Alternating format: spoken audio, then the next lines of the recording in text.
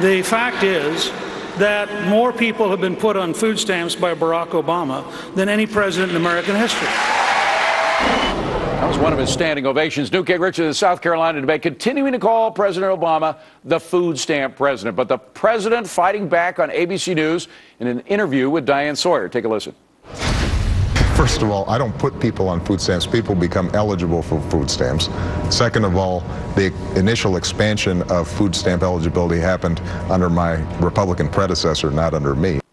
Well, according to the USDA, more people joined the food stamp ranks in President Obama's first 3 years in office, 16.5 million, than in President Bush's 8 years. 3 years, 8 years, 11.1 million. Is that entirely because of the economy? Or does economic policy have something to do with it? To our power players, Dominic Tavella, Francis Newton, and David Mercer. David, what do you think?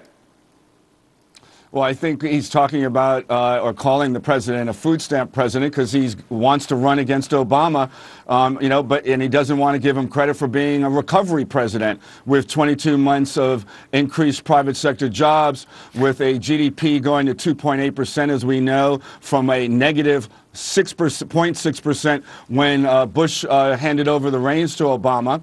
And, the president was right. He was clarifying that he doesn't put people on food stamps. People fall into eligibility because they maybe lose their jobs or wages haven't increased. As we know from Bloomberg News, minimum wage has been falling 20% since 1967 up until 2010. So they need then support, and they become eligible. Well, okay. So to imply that the president put them there is wrong, and the president was correcting the record. Well, several things, and I'm going to throw it to Dominic. First of all, the fact is that minimum wage has been going up all over the place. It's true that people are getting less, but that's not true. Hold on, David. I let you speak. Yeah. Let me have my 2 cents. And secondly, we just got word today, Dominic Tavella, that we had such a measly, 1.7% increase in GDP coming off of the recession.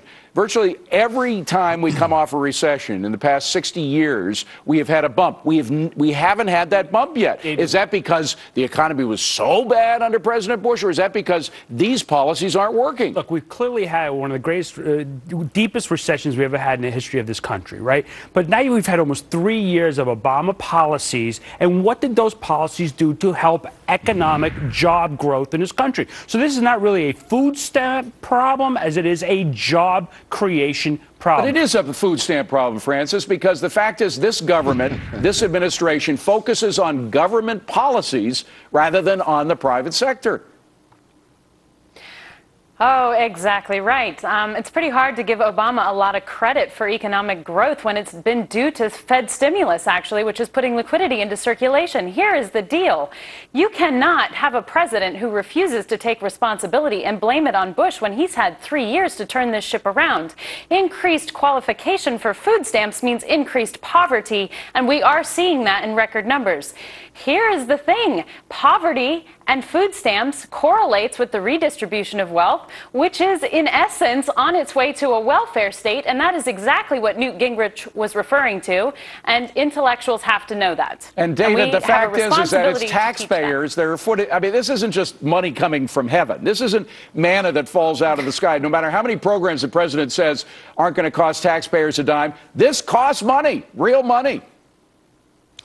You're absolutely right, and that's why through 2012 and having these discussions, when individuals learn that Bush tax cuts to millionaires and billionaires puts us on par in a wealth gap in this country, which the middle class is suffering, that's on par with Sri Lanka or Rwanda or China, and we want to persist in extending those tax cuts, they'll come to realize that that has to be realigned, and we need incentives to get demand to create job growth, and that's why the president is pushing. Dominic, the fact is that I believe the biggest Bush deficit during the worst years was $400 billion, and then it came down to about $100. We have had continuous deficits under this administration of well over $1 trillion, sometimes $1.5 trillion. This is really a philosophical problem because it's how do we spend these? They clearly have been spending dollars that we don't have. We have to borrow them. It's how they spend these dollars. When Pelosi says a unemployment check is stimulus to the economy, right, and they won't let a pipeline be built that's going to add real jobs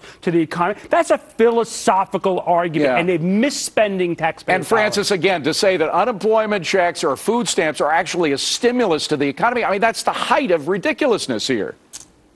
That is the height of ridiculousness because it does not help us grow the private sector. And the notion of capitalism is production. And I'm sorry, but a welfare state is completely the opposite of that. And his policies do create I have a question to that. Look at Europe, gang. We've run out of time. David, we gave you the first word. We give Francis the last word. Have a good weekend, folks. Charlton Heston, he